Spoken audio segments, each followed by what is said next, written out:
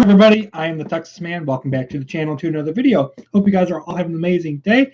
Hope you guys all also had an amazing Thanksgiving. If you guys are doing Black Friday shopping, hope you guys are also having a great time doing that. And hope you guys are safe and whatnot during the holiday season shopping for Christmas coming up very soon.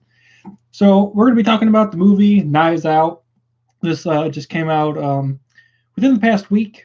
So I just got out of seeing it a few hours ago, and then I did a couple little things of Black Friday shopping of my own.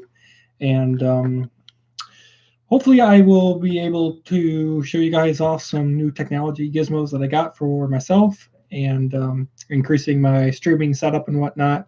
I'm hoping that the new TV that I got, that it will allow me to do streaming a lot more proficiently of Star Wars Battlefront 2 and Battlefield 5. Because right now I really can't stream those games because of lagging problems with my current TV. Just there's some core problems that I'm having, and so hopefully this new TV will help resolve that. But anyway, let's get into the film. So we're going to talk about some positives and a couple negatives and give you guys my final review score for the movie Knives Out. Just real quick, also Monday I will be back. I will be doing episode 4 review of The Mandalorian, and then I will be continuing streaming Star Wars Jedi Fallen Order for part 3. So real quick for Knives Out, I honestly didn't have any intention to see this film. Nothing about it really sold me so much as I'm like, oh look, Chris Evans, yay, they got Captain America in it. Oh look, they've got Daniel Craig, aka the most current 007 actor in it. And I just looked at this film and I was like, yay, another whodunit type of film. Yay, it looks like Clue. The characters look like they're from a Clue board. Is this going to be something really worth seeing? I had no interest and no desire to see this film. Some friends and family members went and saw it with me, and they were like, yeah, we're just going to go see it because, we've seen Frozen 2 like 2-3 times now, and everything else we've kind of seen, so let's go see something else for the weekend. And I'm like, okay, I will go see this film. I had no desire. I honestly didn't care about seeing this movie. The next 2 films I honestly care about seeing is 1917 and Star Wars Episode 9. Everything else I just could care less about. But I was honestly blown away by this film, guys. I was shocked at how impressive the cinematography was, the acting, the locations, the mystery of actually who killed this 85-year-old man that's been writing murder mystery films. And they make so many puns and jokes about the fact that this guy that's 85 years old that writes murder mystery films is dead, and his house is basically a Clue board. There's walls and whatnot that if you know how to pull them open, they're not a wall, it's actually a secret door, and behind the door can be another staircase to another level in the house.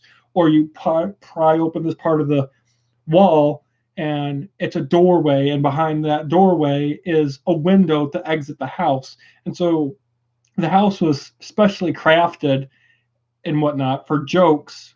Also, it was used in books that this author that is killed writes for his books. And I'm just like, that was really ingenious and a cool way to do this. The most standout actor of this entire film was Daniel Craig, and his British voice acting and impression was just awesome. Daniel Craig definitely stole the spotlight. All the other actors and actresses, they do a well enough job with the source material that they are provided. I just kind of wish that a lot of them had a lot more to do. As far as the story goes, it's very bare bone basics. This old man on his 85th birthday, they have a party at his place, and the night of his 85th birthday, he dies, and it's presumed that he committed suicide because he slits his throat. But then, of course, everyone's like, well, this guy was super rich. Why would he kill himself? He wasn't depressed or anything. So there must be some sort of foul play going on and whatnot, and it leads into some murder mystery. I will say this film tried to make it where you're second guessing everything that you say, that would happen in a murder mystery. This film also makes you second guess, like, yeah, I got it nailed. I know who killed him. And then it throws you a bone. And it's like, no, but this information proves that maybe they did it because of this. And then it goes on for like an hour. And then this other character shows up out of the blue almost. And I'm like, this person hasn't really been around for this film at all. We've been in a couple scenes. And I'm like, now they're all of a sudden center of attention. Yeah, I think they did it. I think they're the ones that committed the murder, and I was right. And so the later half of the film, I'm just like, okay, I know who exactly did it, and yeah, this person that I'm guessing that did commit the murder did it, and they're telling the person that's being framed for it, like, don't tell anybody, don't do this, don't do that. Oh, we should do this, we should do that. Anytime a character in a film is telling the person that's guilty not to do something or to do something, that person that's telling that person, they're the guilty person. And I was just like, yeah, I'm sorry, but okay, move on. How the film wraps up, I thought was pretty decent, and it was really interesting. There also is a lot of political jabbing at like immigration and a bunch of other political issues right now going on. And so keep that in mind. There is some political stuff. It's not like grounded as like this is the only way in the political spectrum. It does give you a little both of both sides, which I thought was really well handled. There is no, I mean, there's the imagery of blood. There's a lot of F-bombs and F-bombs in this film, so keep that in mind. It is PG-13. Would I recommend you going and seeing this at the theater? Yeah, see it like in a matinee if you can see it for like $5 to $7. Do not go see it $8 to $15 a ticket. It's definitely not worth that. It's worth seeing on the big screen for a cheaper price. If you're not able to, wait until you can get it on Netflix or Family Video or whatever. I'm going to get it on DVD and Blu-ray because honestly, we just haven't had a murder mystery type of film come out in a long time. I mean, I know we got Murder on the Orient Express about a year or so ago, and that film I just hated because it was so predictable. But this one wasn't. This one wasn't really predictable until like the later 30 to 40 minutes of the film. And then even with that, it was unraveling how and why this person did what they did to, leading up to the murder. And it shows you actually how they were able to try to hide themselves from being the murderer. And so I like that.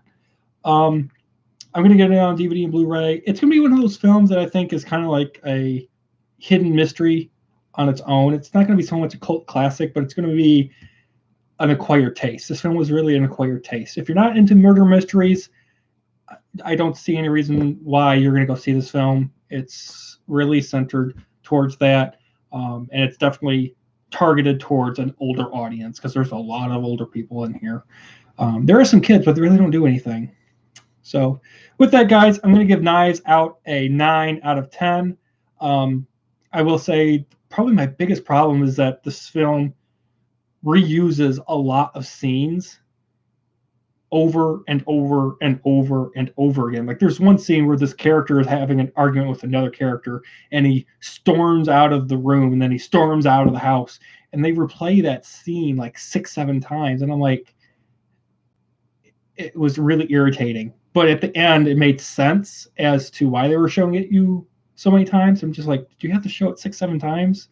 It felt really unnecessary. So still with that, I'm giving it a 9.5 out of 10.